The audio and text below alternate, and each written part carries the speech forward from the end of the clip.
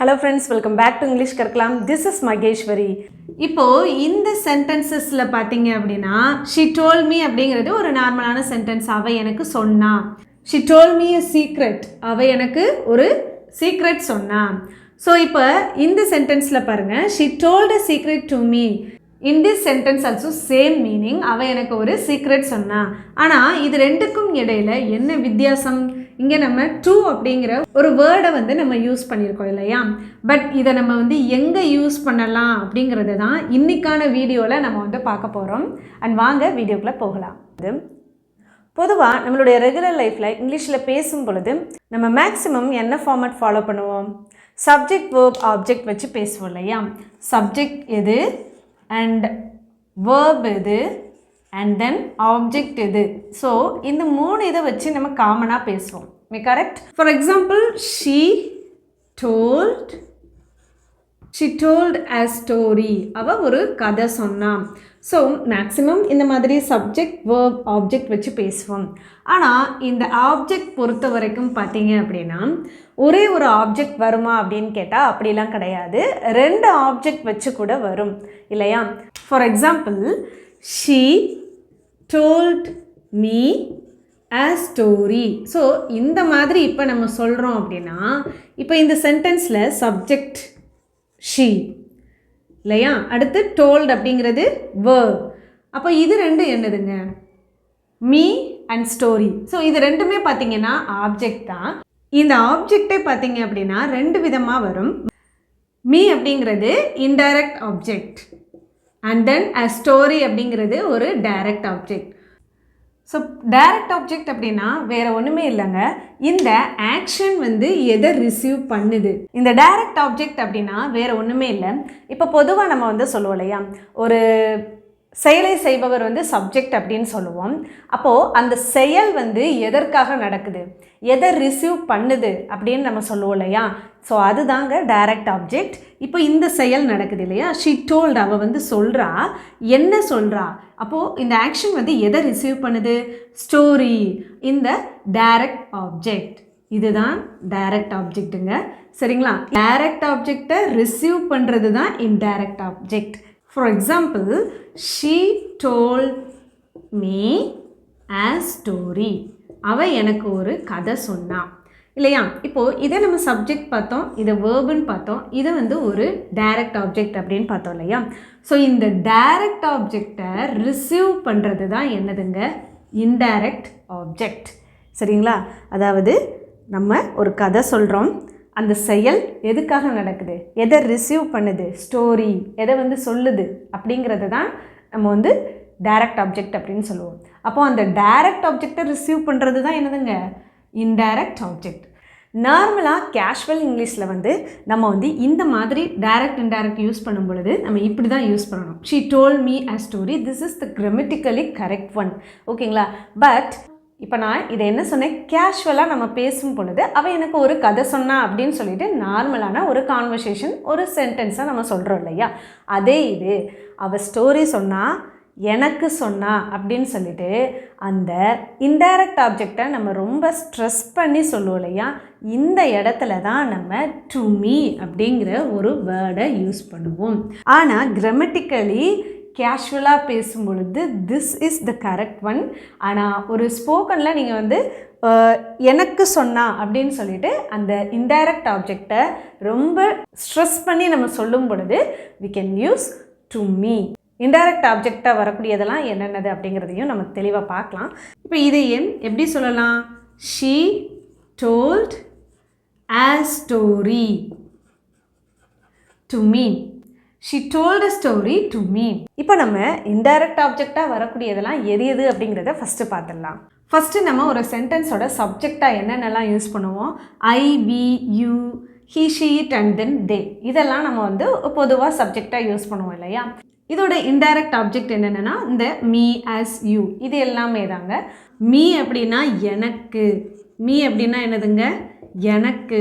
அப்போது to me அப்படின்னா என்னது? ஸோ இதுவும் என்னதுன்னா எனக்கு அப்படின்னு தான் அர்த்தம். ஸோ இதை வந்து எப்படி யூஸ் பண்ணுறது அப்படிங்கிறத நம்ம அப்கமிங்கில் பார்க்கலாம். நெக்ஸ்ட் என்னதுங்க? அஸ்.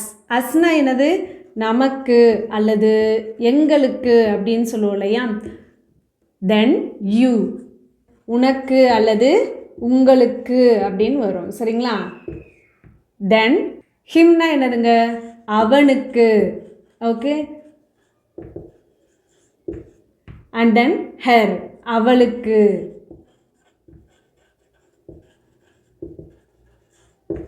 இட்னா அதற்கு அல்லது இதற்கு அப்படின்னு சொல்லுவோம் இல்லையா.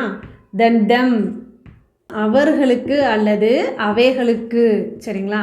ஸோ இப்போ இதோட மீனிங் பார்த்தீங்க அப்படின்னா, சம்டைம்ஸ் இந்த யூ, ஹிம், ஹெர் இதெல்லாம் பார்த்தீங்க அப்படின்னா உன்னை, அவனை, அவளை இந்த மாதிரி கூட மீனிங் வரும்.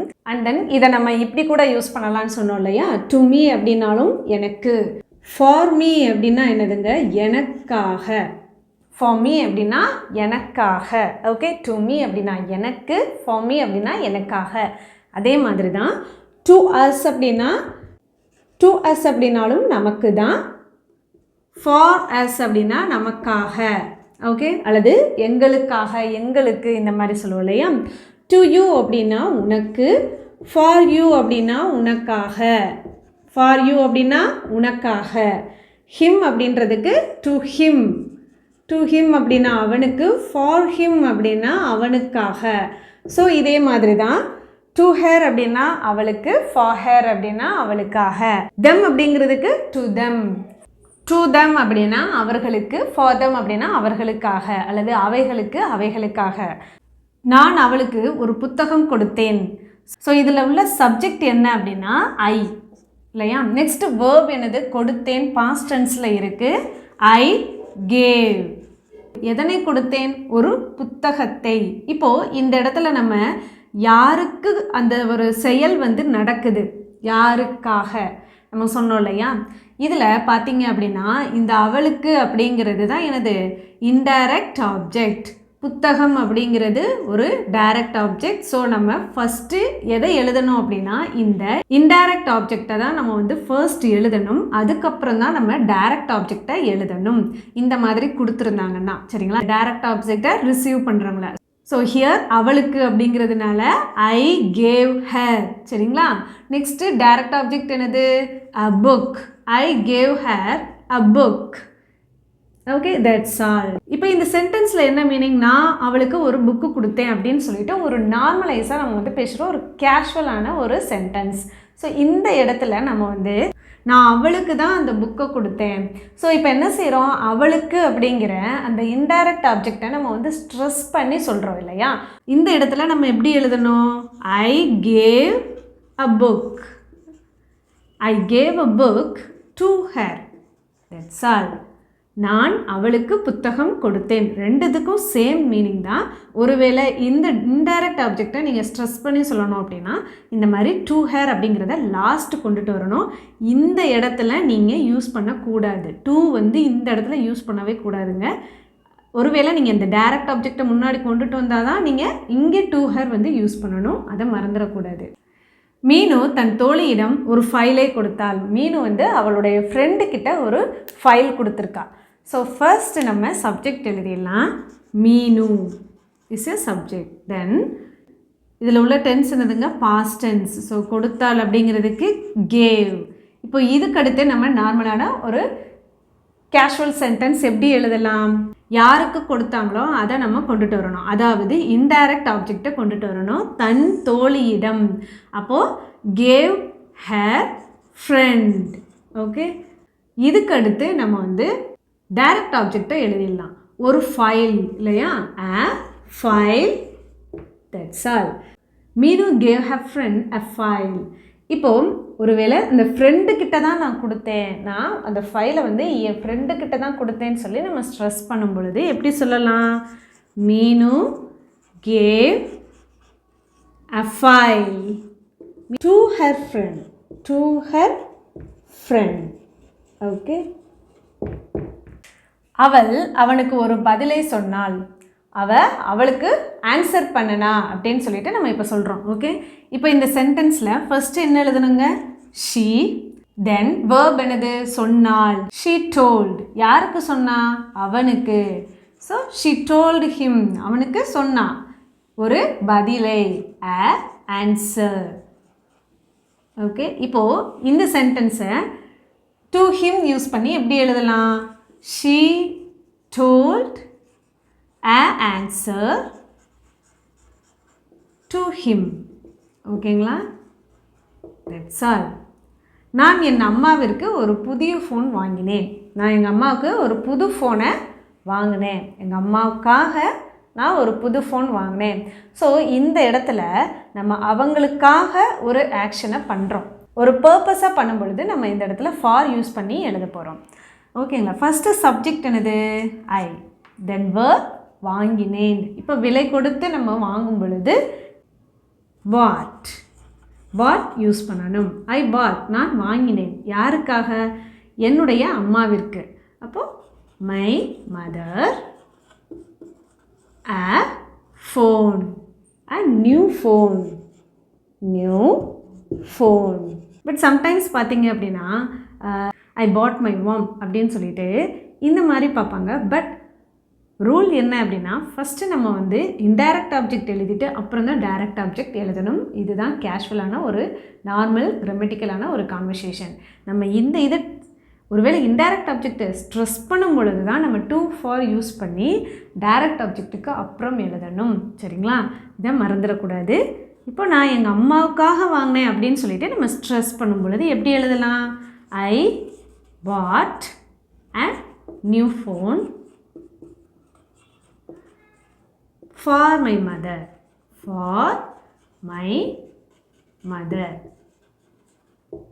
இன்றைக்கி நான் என்னோடய அம்மாவுக்காக சமையல் பண்ணேன்.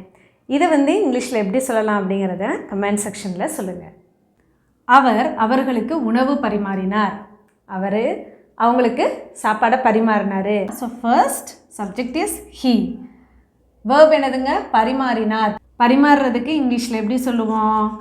சர்வ் பண்ணுறதுன்னு சொல்லுவோம். இது ஒரு பாஸ்ட் டென்ஸ்ன்றதுனால he served. ஓகே, இப்போ யாருக்கு? them. he served them. எதனை? உணவை. So some food. இப்போ அவங்களுக்கு அவர் தான் பரிமாறினார். அப்போது இதை வந்து நம்ம ஸ்ட்ரெஸ் பண்ணி சொல்லிடலாமா? ஸோ ஆன்சரை என் கூட ட்ரை பண்ணிகிட்டே வாங்க. he served எப்பவும் போல் சப்ஜெக்ட் வேர்ப். இப்போது இதுக்கடுத்து டைரக்ட் ஆப்ஜெக்ட் என்னது? some food. அவர் எதை பரிமாறினாரோ அதுதான் டைரக்ட் ஆப்ஜெக்ட் இல்லையா? இப்போ யாருக்கு? to them. Okay, that's all. நான் அவளுக்கு என்னுடைய புதிய ஆடையை காட்டினேன். நான் அவளுக்கு என்னோடய நியூ ட்ரெஸ்ஸை வந்து காமிச்சேன். Okay, so first subject I, then verb என்னது? ஷோட். பாஸ்ட் டென்ஸ் இல்லையா? ஐ ஷோட். யாருக்கு அப்படிங்கிறத இப்போ நம்ம என்ன செய்ய போகிறோம்? எழுத போகிறோம். இப்போ அவளுக்கு அப்படிங்கிறதுக்கு ஹெர். அவளுக்குன்றதுக்கு என்னதுங்க? ஹெர். எதனை காமிச்சோம்? என்னுடைய புதிய ஆடையை. My new dress. That's all. இப்போ ஹேர் அப்படிங்கிறத ஸ்ட்ரெஸ் பண்ணும் பொழுது எப்படி சொல்லுவோம்? I showed my new dress to her. Okay, that's all. இப்போது ஷாம் அவனுக்கு பரிசு அனுப்பினான். சப்ஜெக்ட் என்னதுங்க? ஷாம். இப்போ நெக்ஸ்ட்டு வேர்ப் என்னது? அனுப்பினான். அனுப்புறதுக்கு இங்கிலீஷில் எப்படி சொல்லுவோம்? சென்ட் அப்படின்னு சொல்லுவோம். இப்போ சென்டோட பாஸ்ட் டென்ஸ் என்னங்க? சென்ட். ஷாம் சென்ட். யாருக்கு? அவனுக்கு. இப்போது ஹிம். எதை அனுப்புனாங்க? பரிசு இல்லையா? a gift. Okay, that's all. Next என்னது? இப்போது இந்த ஹிம் அப்படிங்கிறத ஸ்ட்ரெஸ் பண்ணி சொன்னோம் அப்படின்னா ஷாம் சென்ட். ஷாம் அனுப்பினார். எதனை? a gift. யாருக்கு? அவனுக்கு. to him. ஓகே, அவள் எனக்கு ஒரு கதை சொன்னாள். அவள் எனக்கு ஒரு கதை சொன்னாள். Okay, in this sentence are you ready? So subject is she. Then இந்த இடத்துல வேர்ப் என்னதுங்க? சொன்னாள். டோல்ட். இப்போது யாருக்கு? எனக்கு அப்படிங்கிறதுக்கு இங்கிலீஷில் என்னது? மீ. She told me. எனக்கு சொன்னா. என்ன சொன்னாங்க? ஒரு கதை. a story. ஓகே, இப்போது இந்த இடத்துல அவங்க ஸ்டோரி சொன்னாங்க. யாருக்குன்னா எனக்கு சொன்னாங்க அப்படின்னு சொல்லிட்டு இதை ஸ்ட்ரெஸ் பண்ணணும் இல்லையா? அப்போது she told a story to me. That's all. So பொதுவாக இந்த டைரக்ட் ஆப்ஜெக்ட் இன்டைரக்ட் ஆப்ஜெக்ட் வச்சு இப்போ நம்ம பேசும் பொழுது ஒரு சென்டென்ஸோட ஸ்டார்டிங்கில் நம்ம என்ன செய்யணுங்க? சப்ஜெக்ட் எழுதணும், அதுக்கடுத்து வேர்ப் எழுதணும். அந்த வேர்ப் வந்து ப்ரெசண்ட்டா பாஸ்டா அப்படிங்கிறத நம்ம ஃபைண்ட் அவுட் பண்ணிவிட்டு அதுக்கு ஏற்ற மாதிரி தான் எழுதணும். சரிங்களா? இப்போ ஐ கேவ் அப்படிங்கிறது நான் கொடுத்தேன் அப்படின்னு சொல்லிட்டு எழுதிட்டோம் இல்லையா? இப்போ இதுக்கடுத்து நம்ம யாருக்கு கொடுத்தோமோ அதை தான் நம்ம எழுதணும். இப்போ அவனுக்கு அப்படின்னா ஹிம். சரிங்களா? ஸோ சப்ஜெக்ட் வேர்ப், இதுக்கடுத்து ஒருவேளை யாருக்கு அப்படிங்கிறத மென்ஷன் பண்ணியிருந்தாங்க அப்படின்னா அதை தான் நம்ம ஃபர்ஸ்ட் எழுதணும். இதுக்கடுத்து என்ன கொடுத்தாங்க, எதுக்காக அந்த செயல் நடந்துச்சோ அதை எழுதணும். இப்போ I gave him a book. Okay, அப்போது இப்போ தான் நம்ம என்ன செய்கிறோம்? ஒரு டைரக்ட் ஆப்ஜெக்டையே எழுதுகிறோம். இந்த மாதிரியான சென்டென்சஸ் பேசுகிறதுக்கு உங்களுக்கு இப்போ ஈஸியாக இருந்திருக்கும்னு நினைக்கிறேன். கண்டிப்பாக இந்த வீடியோ உங்களுக்கு யூஸ்ஃபுல்லாக இருந்தது அப்படின்னா ஒரு லைக் பண்ணிவிட்டு உங்களோட ஃப்ரெண்ட்ஸ் அண்ட் ஃபேமிலிஸ்க்கும் ஷேர் பண்ணுங்கள். தேங்க்யூ.